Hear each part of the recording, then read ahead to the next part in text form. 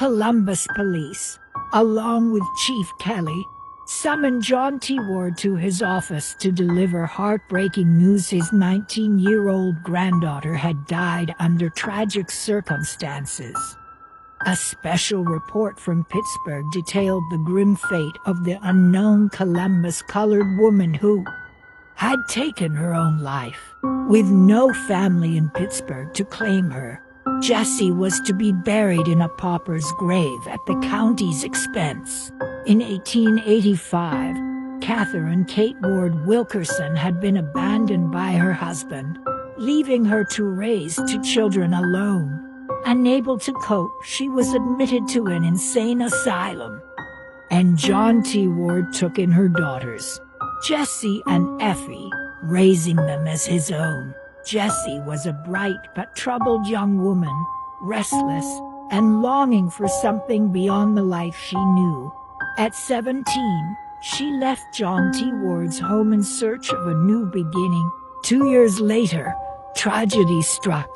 News of her fate arrived in the cruelest way possible through Pittsburgh newspapers. The headlines were grim. Jessie had perished in a fire. Her death ruled a suicide. The details were horrific. Reports claimed she had risen early on a Friday morning, doused her bed in coal oil, and in the process, soaked her clothes as well. When she set fire to the bed, the flames engulfed her instantly.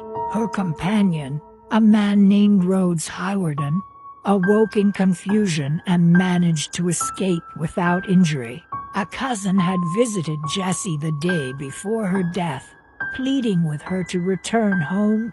Her response was chilling. "I would rather go to my death before I go back home." What had happened to Jessie that made her say such words? Certain neighborhoods in Pittsburgh were filled with gambling, brothels, and illegal activities.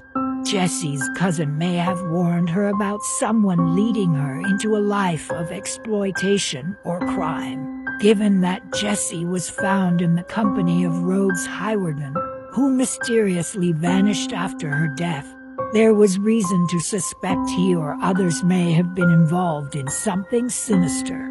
Suspicion grew when authorities could not locate Hiwarden.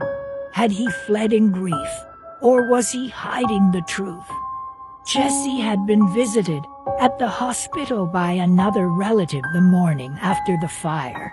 She had spoken of pain and regret, but never of suicide. She died from her injuries the following morning.